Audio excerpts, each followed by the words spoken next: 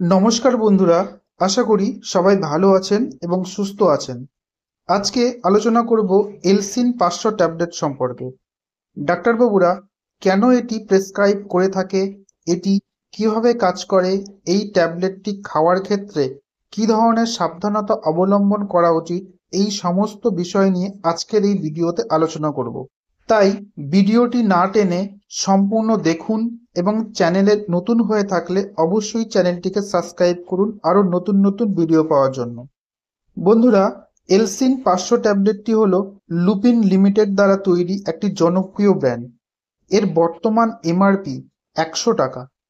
এর মূল উপাদান হলো লিভোফ্লক্সাসিন 500 mg। এলসিন 500 ট্যাবলেটটি হলো একটি অ্যান্টিবায়োটিক।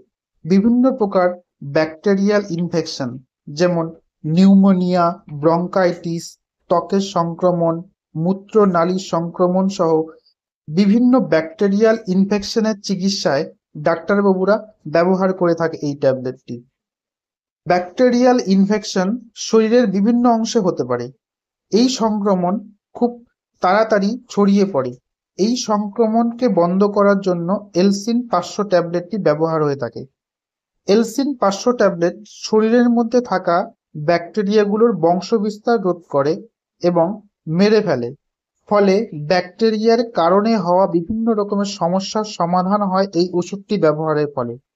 যেহেতু এটি ব্যাকটেরিয়ার বিভাজন এবং বৃদ্ধির প্রক্রিয়াকে রোধ করে, তাই যতক্ষণ পর্যন্ত না সমস্ত ব্যাকটেরিয়া ধ্বংস হয় ততক্ষণ পর্যন্ত এই ট্যাবলেটটি ব্যবহার করা উচিত।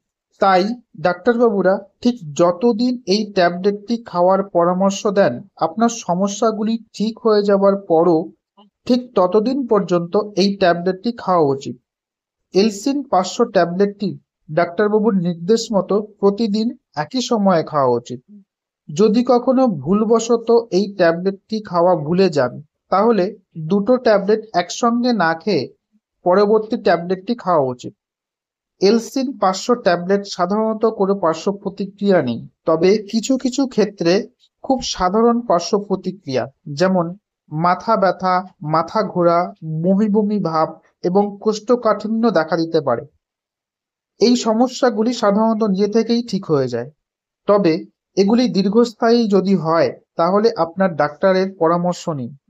এছাড়া এলসিন 500 ট্যাবলেট খাওয়ার পর যদি কোনো অ্যালার্জিক রিয়াকশন হয় তাহলে ডাক্তারবাবুর পরামর্শ অনুযায়ী এই ট্যাবলেটটি খাওয়া বন্ধ করা উচিত। যদি কিডনি বা লিভারের সমস্যা থাকে তাহলে ডাক্তারের পরামর্শ অনুযায়ী এই ট্যাবলেটটি ব্যবহার করা উচিত। এছাড়া যদি আপনি গর্ভবতী অথবা সন্তানকে দুধ খাওয়াচ্ছেন এমন অবস্থায় থাকেন, তাহলে এই ট্যাবলেটটি ব্যবহারের আগে অবশ্যই ডাক্তারের পরামর্শ নেওয়া উচিত। তো এই ছিল আজকের ভিডিওটি ভালো লাগলে অবশ্যই লাইক করবেন এবং এলসিন 500 ট্যাবলেট সম্পর্কে যদি কিছু জানার থাকে অবশ্যই কমেন্ট করবেন।